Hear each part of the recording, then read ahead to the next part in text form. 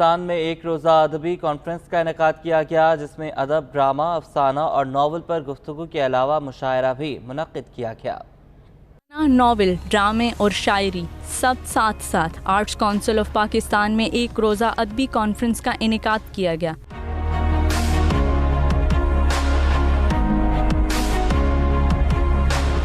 اردو ادب فاؤنڈیشن کے تحت حسینہ معین ہال میں منعقدہ ایک روزہ ادبی کانفرنس میں معروف ادیبوں نے جہاں نئی صدی میں افسانہ اور ڈرامے، اردو ناول پر مکالمے پیش کیے۔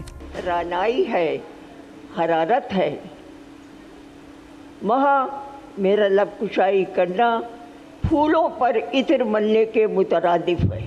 اس موقع پر معروف شعراء نے بھی اپنا کلام پیش کر کے داد سمیٹی۔ اردو ادب فاؤنڈیشن کی بانی سدرا کریم نے بتایا کہ یہ ایونٹ فاؤنڈیشن کی پہلی سالگرہ کے موقع پر رکھا گیا ہے۔ ایک روزہ ادبی کانفرنس جشن اردو ادب فاؤنڈیشن کی پہلی سالگرہ پر رکھا گیا ہے۔ اس پروگرام کا مقصد ہے نوجوانوں کو یہ بتانا کہ اردو بولنے والے، پڑھنے والے، لکھنے والے آج بھی موجود ہیں۔ ادبی کانفرنس میں اداکار یاسر حسین اور ممتاز شاعر علی زریون نے خصوصی شرکت کی۔ یہ ایک روزہ جو ادبی کانفرنس ہے، یہ ایک بہت بڑا انیشیٹو ہے۔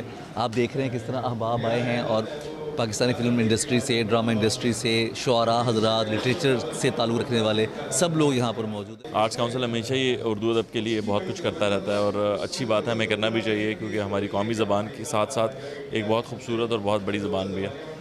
مجھے خوشی اس بات کی ہے کہ مجھے اتنے بڑے لوگوں میں انوائٹ کیا گیا۔ کانفرنس کے شرکاء نے ایونٹ کو سراہا اور امید ظاہر کی کہ آئندہ بھی اسی طرح کے ایونٹس کا انعقاد کیا جائے گا۔